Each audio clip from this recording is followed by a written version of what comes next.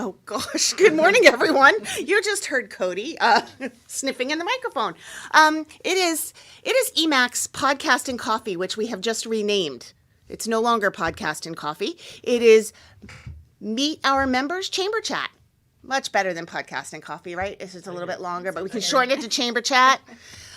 We are here at a Shared Universe podcast studio. It is Friday, the 8th of October.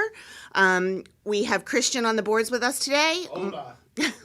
My co-host is Ray Eckhoff, board member of Eastern Monmouth Area Chamber of Commerce and Commercial Lending, VP of Commercial Loan Lending Team Leader at Provident Bank. Very good. Yeah. And our guest is Patty Caneda from RemaxREVOLUTIon. Yes. Hi. And we have a special guest in the studio today with us. It's Cody, mine and Ray's little 11-year-old Maltipoo. So he's hanging out with us today. And so we're happy to have everybody here. And Good morning. good morning. Thanks for coming in. Thanks for having me. So, Ray, you know what this month is at the Chamber? I don't know. What month could it be? How could you not know, Ray? It's membership month. I swear, our fun time socializing is not discussing the podcast. It's really an exciting month for us because we are having all sorts of offers for people who are interested in joining the Chamber, and we have exciting offers for people who are existing members who are rejoining or not even ready to rejoin yet because you still have time on your membership, but if you enroll in auto pay for your automatic renewal when your time is done, you get an option to have a couple of different things to do. Attend an extra event at no charge, have an additional podcast, have an additional e-blast. Our e-blasts have been super busy lately. Our members are taking a lot of advantage of our e-blast. So, and we're really excited. Every single event we're doing from now till the end of the month is free. Go ahead, say it with me, everyone. Free. They're complimentary networking events. We have our first one October 13th, which is Wednesday morning. It's our business networking breakfast. We'll be at the Middletown Arts Center. Our EMAC member, Almost Home General, will be providing our breakfast pastries and coffee for us. And Mayor Tony Perry will be speaking. And it'll give everyone an opportunity to meet a lot of the members, a lot of board members. We already have about 21 or more people registered to attend, so it'll be great networking. Cody is you're stuck on my headphones, dude. So that's going on. Oh, and also I forgot to tell you, our premier sponsor is Middletown Family Pharmacy. And you know what they're going to do that morning? You can kill two birds with one stone. You can network and get your flu shot. So they'll be set up doing flu shots. That's how we got ours last year. Yep. I'll be getting mine on Wednesday. I think Jill will be getting hers on Wednesday, so we're all pretty excited. I think Chris Ryan's getting his on Wednesday, so we're lining up and getting our flu shots. And then on Thursday, October 21st, we have two events. In the morning, we have a networking event called Conversation and Coffee, hence why we got rid of podcast and coffee, because it's too much coffee. You didn't want to jitter it out, Yeah. So Conversation and Coffee is a really cool networking. It's 1 hour. It's via Zoom, which everybody's like, oh, I'm so zoomed out. But if you go back and think about some of the meetings you've had on Zoom, you do really get to know people. And it is a very intimate conversation when you can see someone, listen to what they're saying, and it is conversation. We'll often have a topic that people want to talk about in their business, common issues, and just share ideas. So it's a great way to get to know people, but also to talk about what's going on in business and what's going on in the world. We'll probably be covering a lot of the stuff that we're going to find on the 13th, lots of common questions that people have. So we'll be talking about EMAC and common questions and joining a chamber and why our chamber on that day. It's 8:30 to 9:30. Then on Thursday afternoon, 4:30 to 7, our ENG, which is EMAC's Next Generation, is going to be doing their cornhole tournament at the Sandbox at Sea Streak Beach. So it'll be a little chilly on the 21st of October, but it'll be a lot of fun. And we're going to, our first drink sponsor for that event is Brian Puzo from Wells Fargo. He'll be buying everybody their first drink at the bar. So you got to enjoy that. We'll have some food available. And then on Thursday, October 26th, from 5 to 7, we'll be having our business after hours at EMAC member Nissan City of Red Bank. They're going to be clearing out the showroom and they've invited us in. We're going to have beverages, fun beverages. We're going to have treats from member Good Vibe Nutrition. And we're going to have snacks there as well. And just lots of great networking opportunities. Lots of board members, lots of long-term members, lots of short-term not short-term, newer members. They're always long-term because why wouldn't you want to stay forever, right? Right. Right. So, and let's see, who do we have? Oh, Elaine says hi, Cody. Elaine Chembray says hi to Cody. Jessica Lee Evans says good morning. And Kevin Moot says, Patty, I miss you. Hi, Kevin. So I got to confess, Kevin was supposed to be the co-host today. Aw. But because of the family weekend and traveling to Virginia and leaving from here, Kevin got booted and Ray's our co-host today. Kevin. He's But sweet. Kevin will be at the ENG event, Cornhole Tournament, on October 21st because he's part of that committee. So if Okay, you well, wanna I guess see I'll have him, to see you there, Kevin. Yes, you will. So anyway, that's a lot of what we have going on. And I know that was a huge mouthful, but we're really excited. I would like to say that we've already had, during membership month, which started October 1st, we've already had 5 new members join the chamber. So we're really happy. We welcome them. We had on October 4th, we had a really successful golf tournament. Very successful. Very successful. Was it Yeah. fun? Yes, we have this golf tournament's every year, and we only allow you. It's only 9 holes, and you're only allowed to use 3 clubs. And one of those clubs cannot be a putter. We bring the putters and put them on the green, and you have to use that putter. And those things are like a field hockey stick or a hockey stick or a metal mallet, a wooden mallet.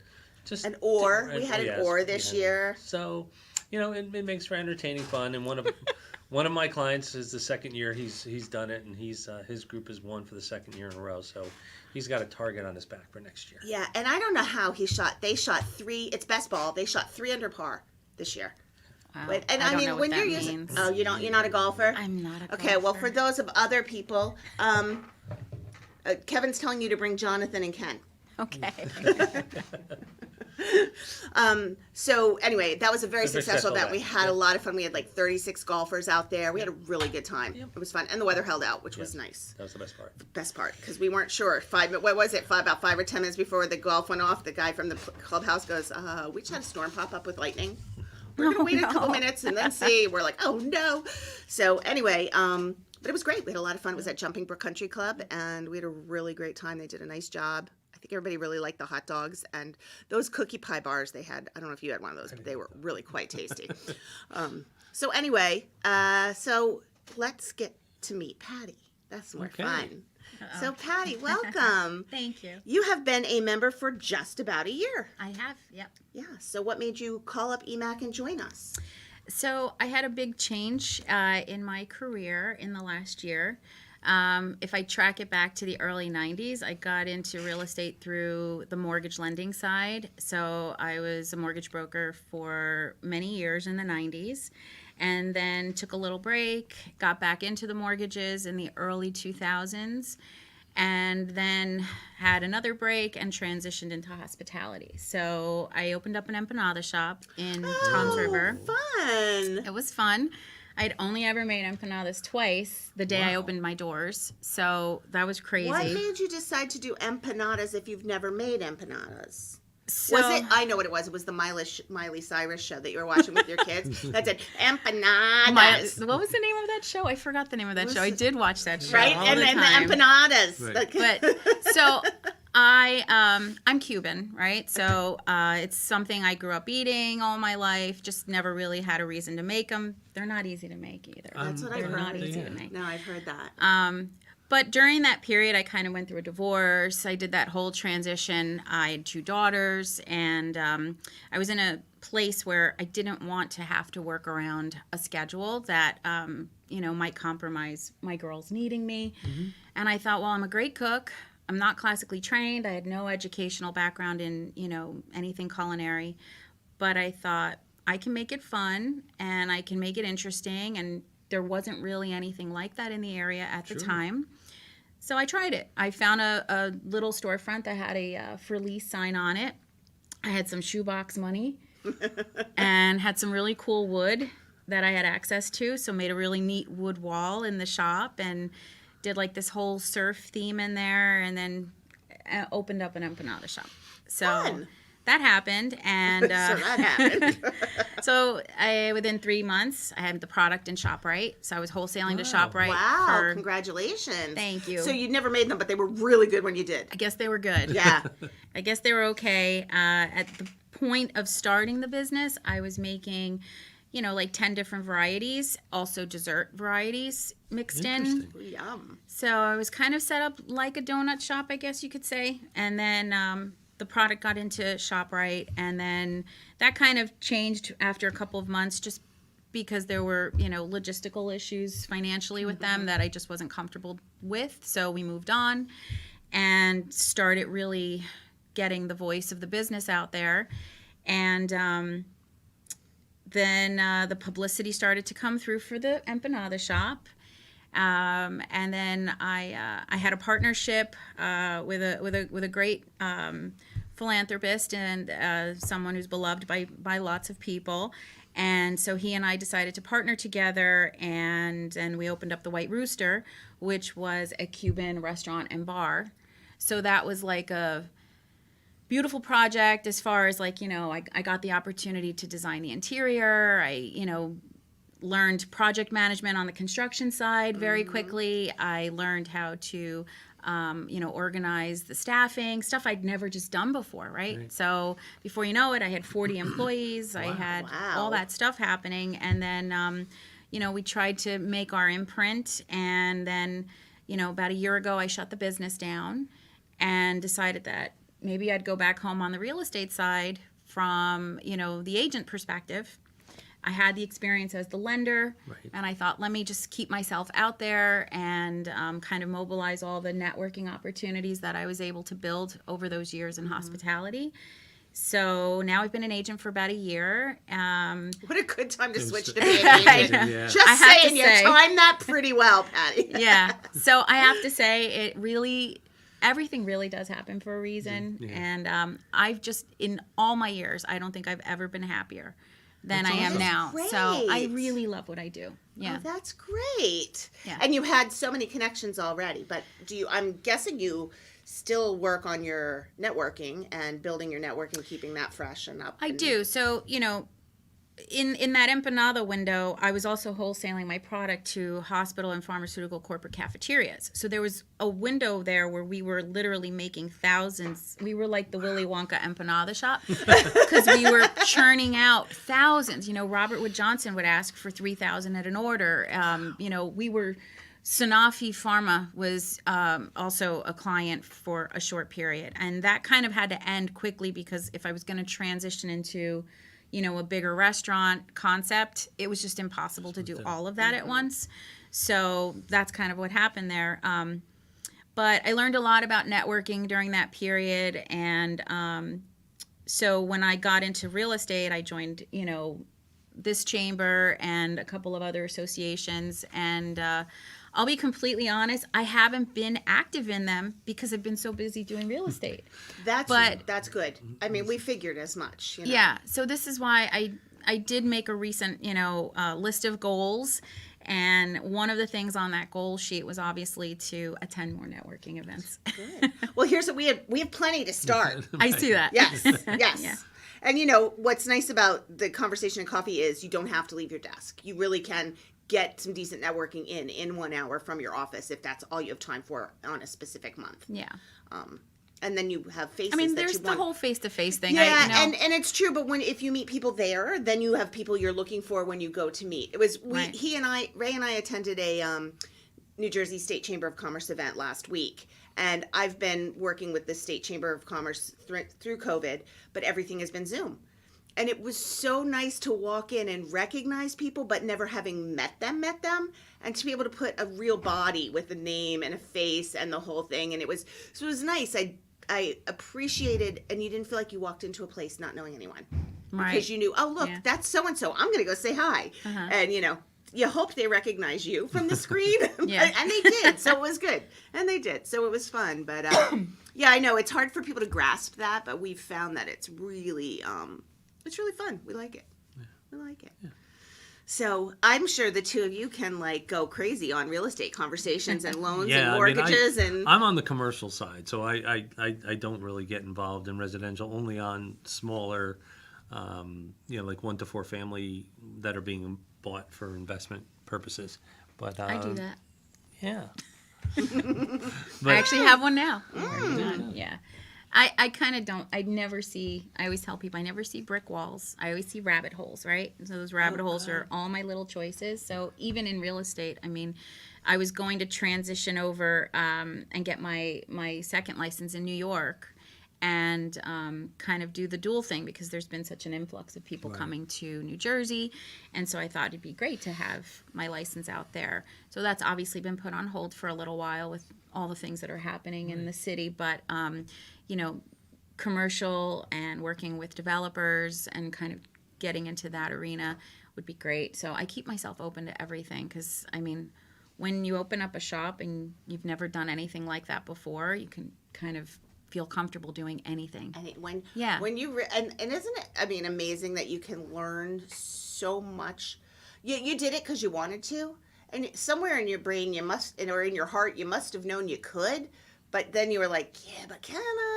I don't know, I've never done it, but I'm going to give it a whirl. Yeah. And then to find out that you're really good at something that you had no training in and that you just totally made mistakes. Like, oh yeah, I totally didn't mean made that. mistakes. If you don't, Totally. how are you going to learn? Yeah. I mean, if I could do it again, it would be totally different. I had a little minute there where I was even thinking during the pandemic that I might get into Asbury and do like this whole goth themed empanada shop and just do it again.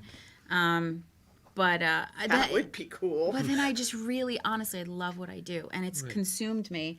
And so between my girls, How old are your girls? So Elizabeth is going to be sweet 16 next month. Yay. And she doesn't want anything. Like, she doesn't want a party. She doesn't want... I'm like, really? I'll get you a party bus. We'll do something up north. We'll bring your friends. And she's like, oh, let's just do dinner. I'm like, really? So I kind of feel like I still have to do something. I'm going to surprise her with something. Yeah, we did. I have no ideas, Both though. of So our if anybody girls, has ideas. Yeah, both of our girls got to bring a friend, and we went to Nashville. Oh, I love Nashville. I got And- kicked out of a honky-tonk in Nashville Did for you? singing pop songs at a karaoke bar. Really? I was not well after a few tequilas. And so you went to pop, and they kicked you out because you So weren't singing? I was with my sister, and I do these like little sister trips. So she's actually my maternal cousin. Our mothers are sisters, but we're That cousins. works, yes. But we call each other sisters. So every year we try to do like a sister weekend, and we pick a place. And we went to Nashville, and 2 Cubans in Nashville, right? So I had a lot of tequila. And I just remember going to a honky-tonk with her, and it was karaoke, and I got really excited.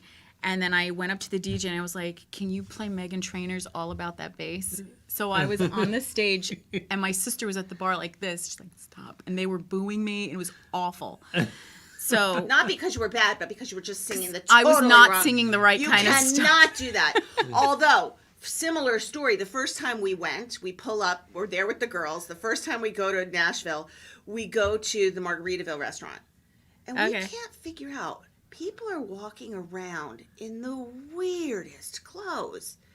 And we're like, can you remember what they were? It was just... It was so strange because we're in Nashville and you're picturing cowboy boots and leather vests and hats, and there was that, but then there was all these other people just dressed in such a bizarre manner. And we're like, what's going I on? know So what he finally, means. Jen's, So finally, we're across the street from the stadium in Nashville, and it was a Lady Gaga concert. Oh, see, that's my speed. Like, so yeah, it was, so they do it, but that honky tonk bar must just not have liked it. So they just were, honestly, it was like poker faces. Everybody was just, get her out of here. So Oh, I'm so sorry. I invited my sister to come on stage and sing with me, and she was so miserable. She was like singing with, like, it was underwhelming because she was not into it. She was like, I hate you. Yeah, right. She did it. She's like, can we leave, please? They don't want us here. So we left. We're definitely not picking up It was the bad. twangy vibe and the, No. You could have at least gone with like Taylor Swift or Carrie Underwood or something, but you had to go back and train So her, huh? again, I'm a little allergic to country music. Oh, no. Yeah. So I grew up in Elizabeth, right? So I'm a North Jersey kid. I was and- born in Elizabethton. Were you but- really? No, Elizabethton, Tennessee. So Oh, well. Sorry. And I was born in Fort Knox, Kentucky, on an Army base. It was a big old accident. My dad was in the Army, and my mom went to visit him, and she went into labor, right? Wow. And so there's a whole story there. So she was making her bed one morning, because you had to make your own bed in the Yes. military wife. And there were only 5 babies in the unit, and they were all bald boys. And I had like all this hair. And she saw somebody getting wheeled out to go home, and she saw my hair sticking out of the blanket. And this lady was leaving with me. So she had to go save me. Goodness gracious. Yeah. So it started in Kentucky. Wow. And then You can be allergic to country at this point now. But I'll give you that. I after just never being- really grew up listening to it, so that's why I'm not very familiar with it. So Yeah. that's a good story Yeah, though. it's a great story. Yeah. So, So that went all the way back to your daughter's Sweet 16. So how old's Oh, your right. other daughter? So Rose is 22, Okay. So, So- what do you have? What's the 5, 6, 6.5 years apart. Okay. So we were just discussing. We're 7 years with our girls. Oh, see? So yeah. See, my yeah. girls are best friends. Our They girls are now too. best friends. Yep. Yeah. Not necessarily so much when the little one was little, Yeah. but now, now. Well, for us, it was different because when you do the divorce thing, they kind of banded together. So they've, Rose has always been mother number 2, I guess you could say. Mm-hmm. And I sometimes go up to their room and they're sleeping together still. Like they are so close to each other. Yeah. Right. It's Yeah, really awesome. nice. It's really nice. So Yeah. you get it. Yeah, we get it. Yeah. We get it.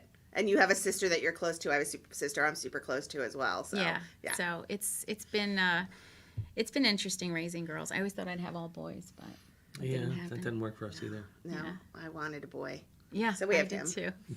I can see how tough he is. That's funny. He's being very good though. So tell us a little bit more about your the past year. Obviously, real estate throughout New Jersey has been very, very strong especially from the seller's perspective. The buyers, I guess, are really running into a lot of issues with competition for homes. So how has that been going, and what have you been how have you been able to help your clients in those scenarios where there's multiple bidders? So I think the climate right now has actually kind of come to like a hovering stage where you're even seeing some market reductions in pricing. You're seeing a little less of that aggressive bidding. I've had offers accepted now recently at Ask. Honestly, I just think that as an agent, and I can only speak from my own work ethic, on the whole, I don't spend a whole lot of time with my buyers before they find a home because I'm nonstop. So I'm the agent that's sending them listings at 2 a.m. I'm the agent that's sending them videos if they can't make an appointment, Right. and I'm doing everything I can to squeeze in their opportunity to see something before it's gone. Right. And I also think that having those, exterior relationships with outside agents who are not at your agency is really important because they'll see your name on the offer. And, if you're someone who's difficult to work with or, if you've got a lot of ego, I guess, it can have an impact on your clients getting business. Right. So I tend to try to do, all I can to be as, professional and kind and sincere, which I am because I care. I really do. So all along, I've always been in the people business. It's either been helping them get the mortgage, feeding them, and now helping them find a home. So I find that in this climate, the best thing I can do for my clients is just keep pushing and asking for opportunities, even if it's, a home that's currently not on the market, but is what my client needs. I'm not afraid to reach out to that person and see if they'd like to sell their home. It's just looking for those diamonds in the rough nonstop, and sometimes for 10 people at a time. Right? Yeah. That can be hard. So it's Yeah. time consuming, but it's still, like I say to some people, I'm like, it's such a blessing still because you can be having dinner with your family and maybe your laptop is on the dining room table, but you're there, Yeah. And I really try to absorb these last few years with the girls at home because it goes by so quickly, So Yes, fast. it does. So, Yeah. yeah. And I'll even bring her on showings with me sometimes, the little one, and she'll have a friend, and I'll promise Chick-fil-A in between, and There you go. And you're good to go. Yeah. Yeah. We always find, Starbucks or something, like their favorite some, couple local restaurants, and you throw anything in the middle and you can get them to do just about anything. Yeah. And one thing I do want to talk about too is, there's a lot of programs out there that are starting to bend for people who are up against this competition. So Annie Mac has a great program now called Cash for Keys, where they will actually buy the home and rent the house to the person buying it until the mortgage closes. And this will push other people out of the way, because now you've got a cash offer. Right, yeah. So Tell me more about that. I don't think I've heard about that. So Steve Vetter is actually the guy that I have partnered with, as far as, he tends to be the mortgage broker that I refer a lot of my business to, just because I love his bedside manner. His expediency is second to none in my eyes, and he's a super professional with lots of knowledge. So he recently explained to me that their company rolled out a program called Cash for Keys, and it does not apply to FHA loans, but if you're conventional or VA, you have an opportunity to bid on a home, and they will come in and actually, they would be the buyer, and they would be the ones to go ahead and purchase the house. It would be an all cash purchase. Right. And then there's that back end where, as the buyer, you get to live in the home while you process that mortgage and go through all the due diligence. They're not they're only renting temporarily until the mortgage closes. Until the mortgage closes. Right. So you get it clear to close. You get your ownership at the end of that. Your tenancy ends, and now you're the owner. But you were able to, bypass that audience of people who, especially say you're in that sweet spot buying range of 2 to 400. So let's say you've got that person who sold that $700,000 house, and they can come in and buy that house cash and push you right out of the way. Right. You're clear for a beautiful 30-year mortgage. You've got a decent down payment. You're not a cash buyer, and this guy can be. So this gives you that opportunity to do that. That's great. That's great. Yeah. I never heard of that. That's very interesting. Yeah. So. Yeah. I loved what you said about building the relationships with agents from other, other brokers, because we always say, we were talking before about you're a member of other associations and chambers, and we always say that there's the right fit for different people, and so it makes sense to know people that do what you do.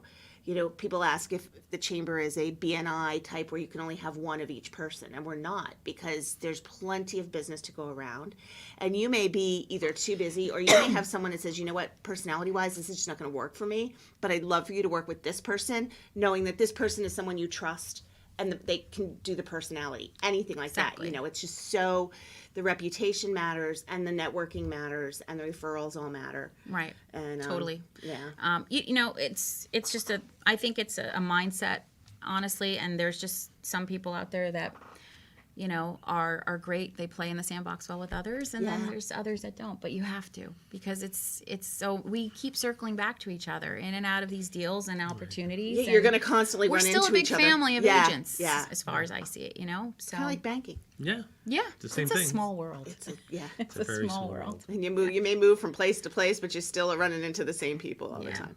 Yeah. So, what's one of the biggest challenges you've had? Because I guess compare. This is a good question, because we know it's been challenging to meet all the needs during the last year. What is the biggest challenge you face that's now might be similar but different to what you faced back in the 90s when you were in the mortgage brokering? So your biggest challenge now and your biggest challenge then, and are there similarities or differences between them? For me, off the bat, it's so different, right? Because as a mortgage broker back then, in order for me to get business, right, I'd be spending full days at the courthouse with a pencil and a notebook recording mortgages, which is very time consumer, or working with lending tree leads, things like that. Lots and lots of cold calling. But yet at the same time, similar to now, we had a great change in the market where we were refinancing people out of 27% interest rates from 1985 and giving them, 11%, and they were loving it, right? 7 to 11% was still a great deal in 1994 when I was doing it. Right. So I was still kind of in the rhythm of this upswing in the market because we were doing good things.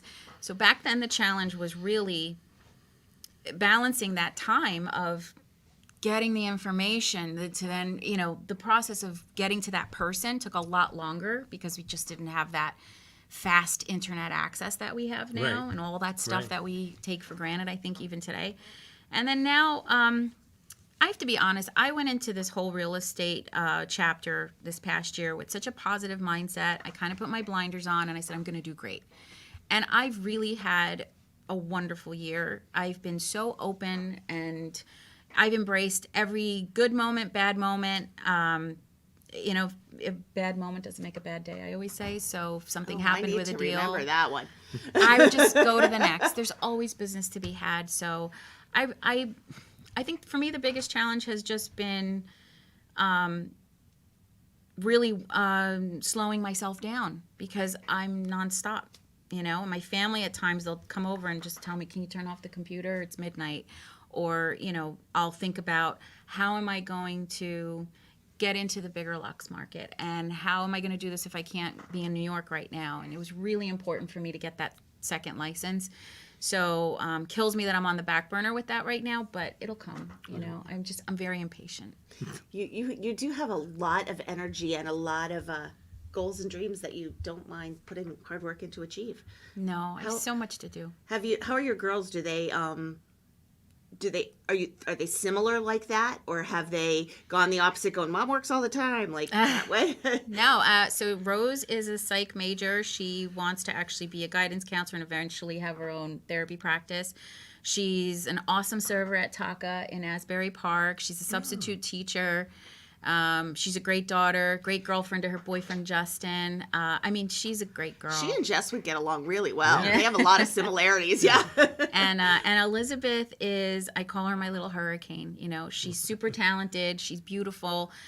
She's thinking about law enforcement. She's thinking about getting into the music industry. Both girls went to the Performing Arts Academy for high school. Mm-hmm. So when Rose went, it was on the Lakehurst Military Base. And then now Elizabeth is on the OCC campus. So for Elizabeth, it's great because when she graduates high school, she'll get her associates, which is awesome. Mm-hmm. They're both amazing singers and performers. Rose just got a gig to do. We need to hang out. Like, you're like describing our lives. Am I really? Kids. Yes. There's a lot of music in our home. Music is kind of like the core for us. So we have our older daughter has a friend, Jack Newsom, who is out in, he's still in LA. He's in LA. And he was on, what was the show? Songland. Did you guys see that? I don't know if it's still on. I only watched for Jack's season. I hate to say, but basically you went in and you wrote a song, and then a professional singer, Christina Aguilera or somebody, sung that song. And then they chose that song to be the winner that week, and then you would get a recording session with them. So he got on that, and he has now been writing a lot of songs for a lot of dance performing. That's awesome. Yeah. It's really so there's cool. a good contact there. Rose actually auditioned for America's Got Talent, and then we tried to do the audition for The Voice, and we made it on the line for 3 hours, and when we got to the door, I forgot her birth certificate. So that was awful. No. She has an EP out on iTunes. It's Rose Lee's, and her songs are patented. She writes them, the music, the lyrics, the vocals, and Pretty Boy is a song that she wrote that is getting covered by local bands all the time now. Oh, wow. And everybody loves Pretty Boy. People play it at their weddings. DJs play it. We'll have to. You can't forget that. You're the music man. You got to remember that. I'll share it with you Okay, guys. that'd be great. Yeah. So we'll listen So- to that on the way down. Oh, if yeah, we're on that'd our be drive. great. Yeah. She would love that. Yeah. So does she get embarrassed when you talk about it then, or your kids? No. Because our kids kids do. don't want us to talk about them. But No, they're amazingly performers. talented. So it's what they do. They play instruments. Liz has a collection of ukuleles, different kinds. Oh my God! So does our younger Jamie. It's a thing, right? The ukulele. It's just thing. it's awesome. Yeah, she does La Vie en Rose in French, and it just like melts my heart. That she won't do for people. No. She's like, can you not do that? Can you not tell anybody I do I'm that? that. I'm that mom. I'm always Yeah. like, can you sing this song? Oh yeah, I can't ask that anymore. Our favorite is, she would kill me if I say that, so I can't say it. Not that she ever listens, but she'd kill me if I said it out loud, so I can't. But let's see. Jessica Evans says it's all about relationships. Yes, it is, Jessica. Thank you for listening. Jessica actually is an awesome networker. I went to an MODC luncheon, and Jessica comes running up, and has a person with her and says, "You need to meet her." Okay, I gotta go. Bye. And so we just stood and talked, and then she would leave, and then like 5 minutes later, she'd bring me another person, and like she like was making connections all around that's the room. great. It was really awesome. So yeah, she's got that networking thing down pretty well. So if in today's world, I mean, obviously you said things have kind of started to maybe calm down a little bit, which is good. But tell us your favorite success story for 2021 so far for one of your clients. Oh, for 2021, because I have a great one for 2021. Oh, Oh, you tell know that about one that, tell then. that We're one, not going yeah. to hold you to the September. 2021. It was actually the first deal I did with RemaxREVOLUTION, who's the agency I represent. It was weeks after my license got cleared, and one of my former employees from the restaurant continued to be a server someplace else, and she reached out and she said, "Hey, I've got this elderly couple. They're homeless. He's a disabled vet, and they're in big trouble and they need help." So I'm like, okay. So I reach out, and this gentleman is in his mid 70s. She is too. They're living in a hotel with their 3 dogs in Seaside. So they were renting an apartment, and the owner sold the home and obviously vacated them. So all the money that they had in the world was about $45,000, and he had a very limited pension. And so their difficulty was that they could only purchase something under that price point, and nobody wanted to work with them. Right. So at that point, I was just about to get my feet into all that I needed to do to start getting business. And I decided that I was just going to make them my focus, because it was very sad to see that situation. So after about 2 weeks of just constant pushing and pushing, we found a place, and then I guess the brick wall came down on that with his credit, right? So his credit was an issue for the HOA, and it was a mobile home community that was very nice clubhouse, swimming pool, all retirees, and they basically said he missed the credit score criteria by like 5 points. Wow. So I didn't tell them about that. I drove over to the association, and I had written a letter on his behalf that I wanted to share with them about their experience, what they had been going through. And so I said, listen, I will have him prepay, a year's worth of the land fee. But you can't imagine that I should be sending these guys back to a hotel that they're just, they're on the bottom of the hill here, And thank God the lady started crying, because I knew that we'd have a shot, right? She started crying. I was like, yes. And so she's like, fine. So we got him to, write the check.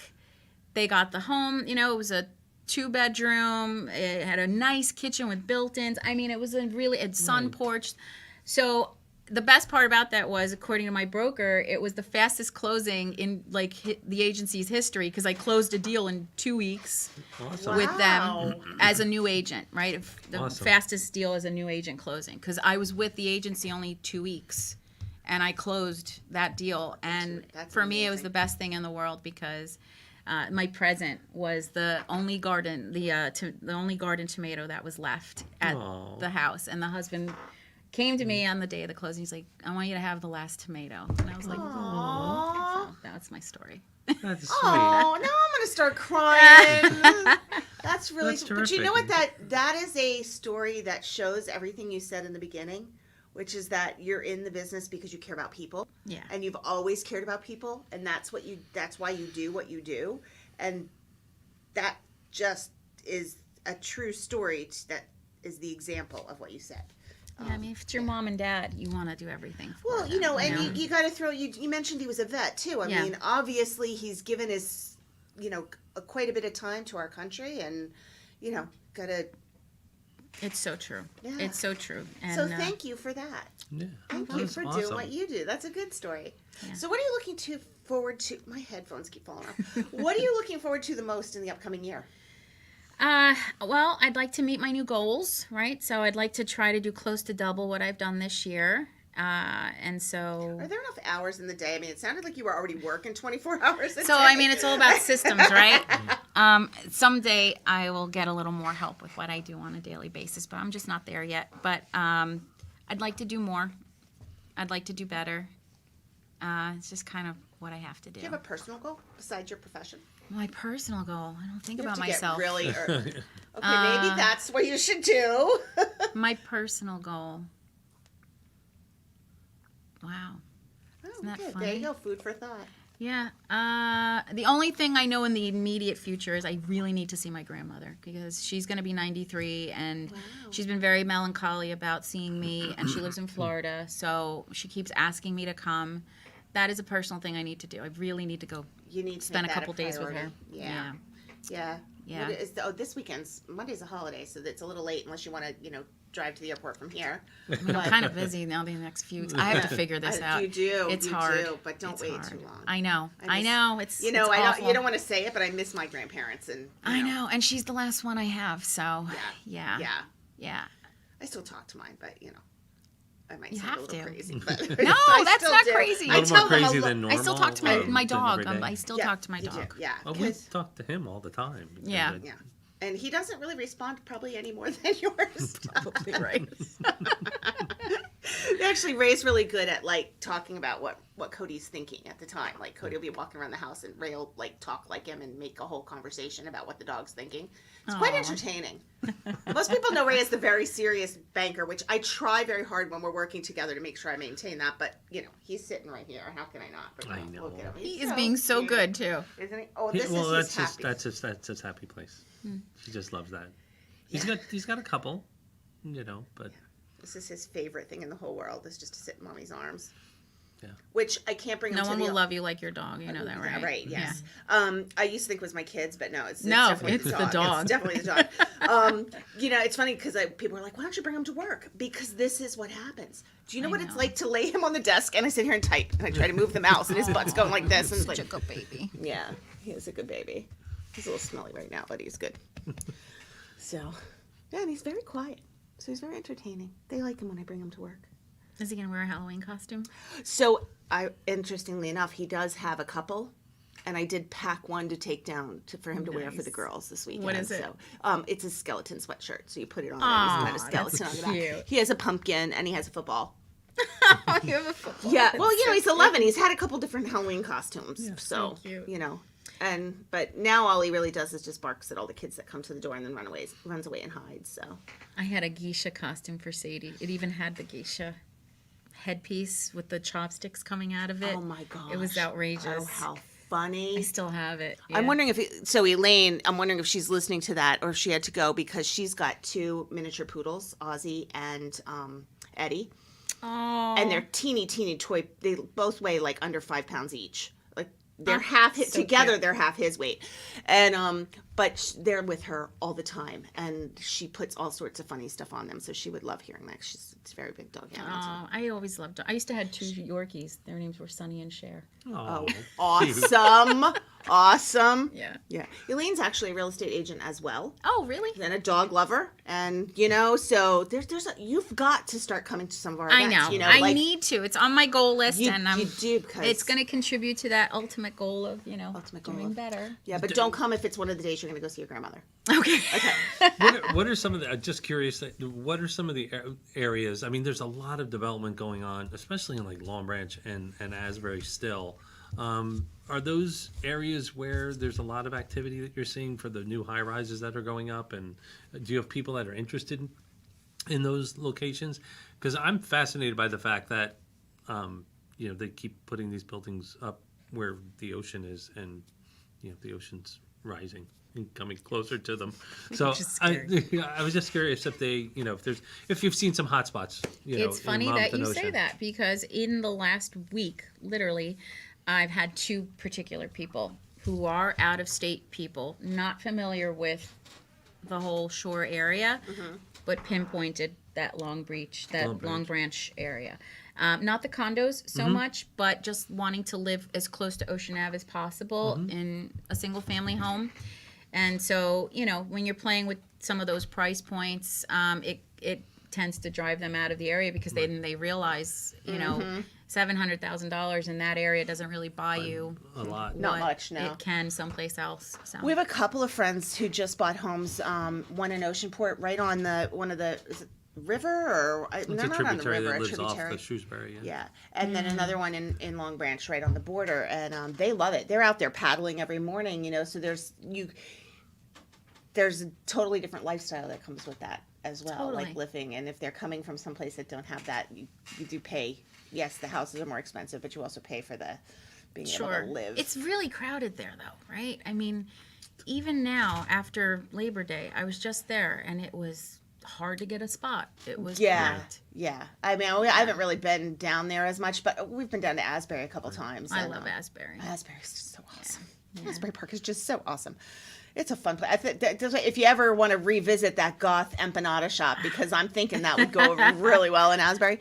One of our members is Purple Glazed Donuts. Oh, right. Oh, she has great Well, stuff. so they recently sold. Oh, no, I'm thinking of the cupcake lady. The Cupcake Lady's very good She's too. But awesome. Purple Glaze is awesome. They do donuts, all sorts of interesting stuff. And it was Jackie Sharp and Dominic LaRocca. They sold, and now it's owned by Kevin. And I am embarrassed to say I cannot remember the other man's name, but they've bought it. And one of the awesome things is that they've introduced gluten-free donuts. And we did a taste test at a party recently, a blind taste test. We had the two donuts look exactly that very similar looking, cut them into tiny bites, blindfolded, made them taste. Picked the gluten-free as the better one. Wow. Okay, I need to go try amazing. that. Mm-hmm. There's a little less guilt. You know, it's just, Gluten-free. and when, you know, and especially when you're a person who can't eat gluten, You can't eat gluten. you can't, well, no, but I have other friends who cannot. I should not. I have friends who cannot. I actually have a really good friend who can't. And, you know, it's hard to find good substitutes. And this was a And this good is in Asbury? Yeah. Purple Glaze. On, I need to go there. I thought you meant the cupcake Elaine, lady. what street are they on? You're listening, I know. Elaine, Elaine loves that you helped the vet with the dogs. The dogs, the vet, the whole thing behind the house, yes. And Asbury is super pretty. Super pet friendly. Oh, it is pet friendly. So I told you she loves her dogs. Purple Glaze has, they might be on Summerfield. I don't know. You gonna look it up? I'll look it That's up real great. quick. Anyway, we try to shout out to our members as much as we can. Maybe I'll stop on my way As much as back. we can.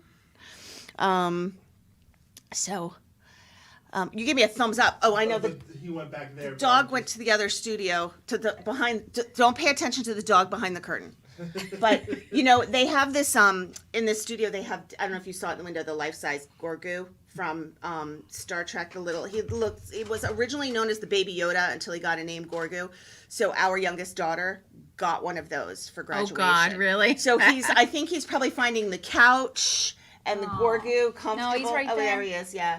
So I hope he's not afraid of the stormtrooper helmet that's on And the chair. it is on. It's 5:15. 515 To Summerfield. Summerfield. Yay! Oh, yep. Elaine just typed it in there. Summerfield. Thank you. Thanks, everybody. So, let me see. What's another? You got any questions for us? Nobody ever asks us questions. Anybody left-handed in the room? No. No. Oh, just wondered. Okay. I don't know, Christian. You I think left-handed? left-handers day No. is... No? No. Coming up soon. It is. What day is I know, left-handed isn't day? Left-handers day coming up soon? Is that the Is dog that growling? the dog? Yeah. Cody, come here. Maybe he's growling at Yoda. Maybe. Come on. Come here. Come here. Hi. Sit. Sorry, everyone. Oh, He's we're good. walking around He's now. good. I was getting sweaty. He's a hot little monster when you hold him for an hour. So, okay, let's think. What's a good question we could ask you? What's your favorite color? Is There's black a color? Black's a color? Okay, then black. Okay. Ray, what's your favorite color? I'm partial to purple. Are you? Which you know was part of my colors at high school, and you see he's got purple on. Yes. And purple is the school colors, part of the school colors at JMU. So, but We that didn't was have to- not. yeah, that we was didn't not, have to That change was not the purple. reason. No. I always thought I would have a purple car as well. Really? Yeah. Now, I've been married to you for almost 31 years, and that is something I did not know. I thought your always favorite thought- color was green. Christian, what's your faorite color? Green. Okay. Okay, that's so weird. see, my reason for asking is one time I was doing a presentation here we're at Bell Works today, and I had to speak in front of a bunch of people, but I was like the fifth, sixth speaker, And by that point, people were networking, they're talking, they don't want to hear what I have to say. So I went around and asked people what their favorite color was. And when 2 people in the room said yellow, I introduced them to each other and I said, that's called networking. It's true. Right? Yes. Like, find one thing in common and you can network. So Christian and I would have gathered in the room together. And our girls would have brought us together. Our girls would have brought us together. And So we've been in the mortgage business. yes, and the dogs. And the dogs. And, so it's funny because you walk into a room when you're networking and you're not quite sure, what do I do? One thing we do actually at EMAC. You go to the bar. Well, that That's too. the first thing. But at EMAC, we actually have people greet you and introduce you to someone because we don't want you ever to walk in and not know anybody and not feel comfortable. But I think people are afraid sometimes. Like when you first started doing it, you're very outgoing, so it probably didn't bother you to go up and say, "Hey, I'm Patty. Nice to meet you." Now, so I used to tell my story years ago. Georgian Court University and Ocean County College, OCC Library. I've been asked to, tell my story about kind of my journey. And so I was always, I guess, pleasantly surprised at the end of that whole story time when I'd have women come up to me and kind of just tell me that they are going to walk away with a lot of, energy to make something happen.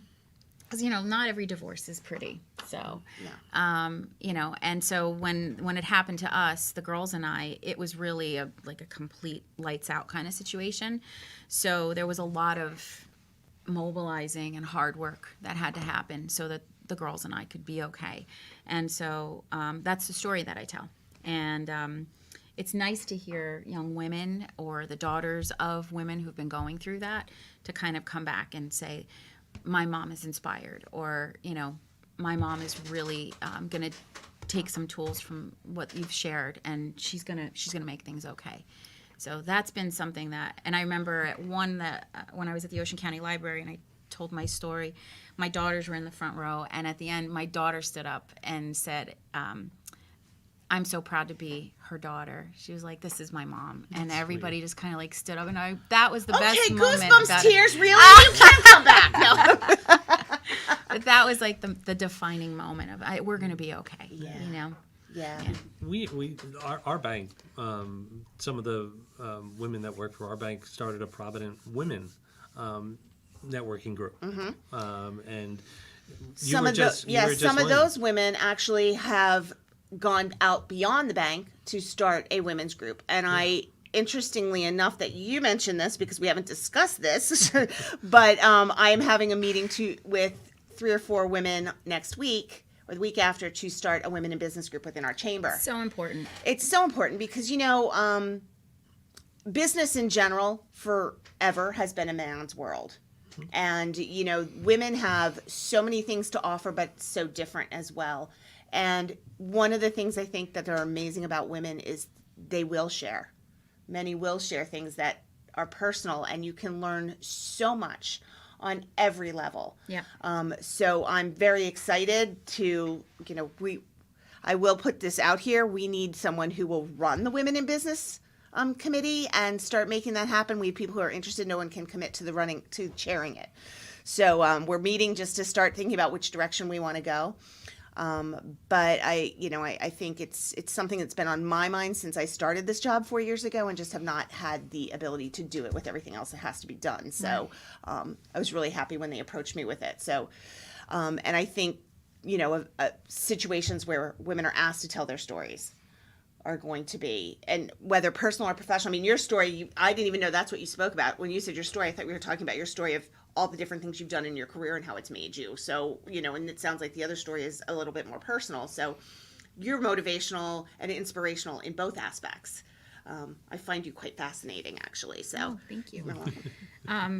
Yeah, so I think that's important. I did donate empanadas once to a fundraiser for Provident House because it's such an important organization, right? It really helps women kind of get back on their feet. And that was one of the, I guess if you say a personal goal, that's a really important one that's always kind of back here is I'd love to at some point make it career number 2 to tell that story and to kind of give out those tools and to assist in not feeling so desolate. There's literally a space in your mind that you go through during that like beginning stage of, say, a marriage falling apart and having to start over. And when children are involved, it's more difficult, where there's just a lot of desperation, fear, and it closes off your ability to be mobile. Mm-hmm. And it's all about the steps that you take to kind of do that inch by inch, because it eventually becomes a mile-long road that you've traveled, right? Mm-hmm. So people tend to lose that perspective because the emotions are so overwhelming. And you really have to learn how to put everything in a box, right? You're supposed to do all that crying and emotional stuff when nobody's looking, because you've got stuff to do. Right. You know? You've got little people watching you. Right. So it's really important. And I'd love to keep telling that story and eventually, like I said, do something with that. And then even recently, it happens to men too, by the way. It does. Right? It does. They just don't talk about it as much. Doesn't. Right. They just don't talk about it like so we do. I do have a dear friend who is kind of going through that, right? And it's been really important for me to be that touchstone for him in that, way where, if he's had mediation or, something's gone on, he'll call me and we'll talk. And then the most heartwarming moment was when, he had chicken defrosted, and I went to his apartment, the apartment after he left the house, right? And there's boxes everywhere, and we're sitting on lawn chairs in the dining room. I gave him my dining room set because I was like, the girls need furniture when they come visit. Take the dining room. Right. I redid mine, and he's like, what do I do with this chicken? So I said, well, here's what you do. And then I showed him a really easy recipe that he could do very quickly. And he's like, okay, so what do I cook tomorrow? And so I said, you know what? We should start a YouTube channel for like cooking for single dads or something like that. Right. Or write a cookbook, recipes for single dads. Because it's so easy to make a really great meal in a really short amount of time. No nonsense, no fuss.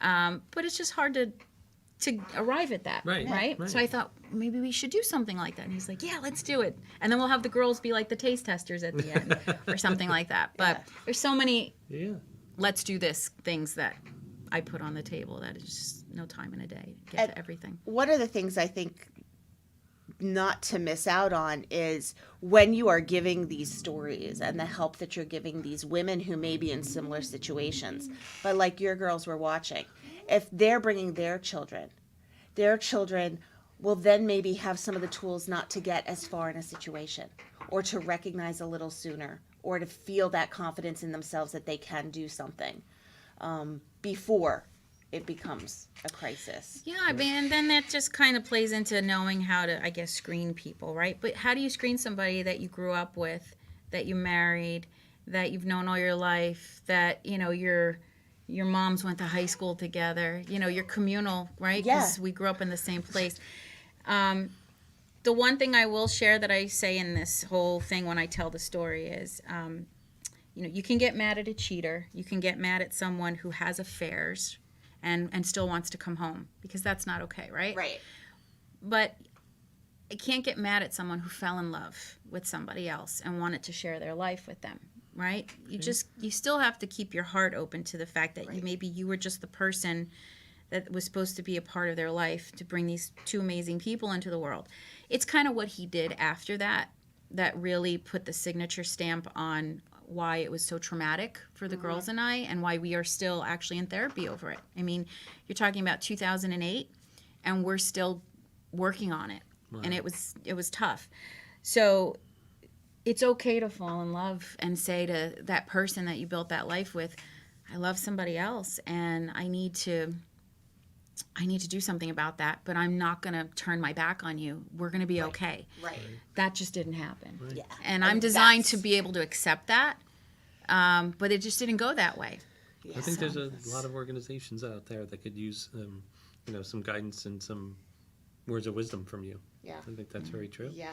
So that was really an awesome conversation, but now it's 10:06, and I know we started a little bit late for our, we had some technical difficulties getting started, but I really hope you'll let me know when you're coming to our next event, because I think there's a lot of people who listen today that are going to want to meet you big time, and that you're going to want to meet. I mean, I know you're going to want to meet all of our members because they're awesome, but they're going to want to meet you too. So, but thank you for sharing so much with us, personal and professional. It was awesome having you here. Cody loved it. Bye, Cody. Cody, you want to look at the camera and say bye, everybody? Bye. So we will be here. Oh, I just hit my knee on the table. We will be here on the 27th with Tom DeBari from Yoga 6 Studios. They're opening a new studio in Shrewsbury. Members of the chamber and co-host will be Jane Tresnan. So with that, thank you all very much. Hey, Greg, love you. Ray says hi. Bye.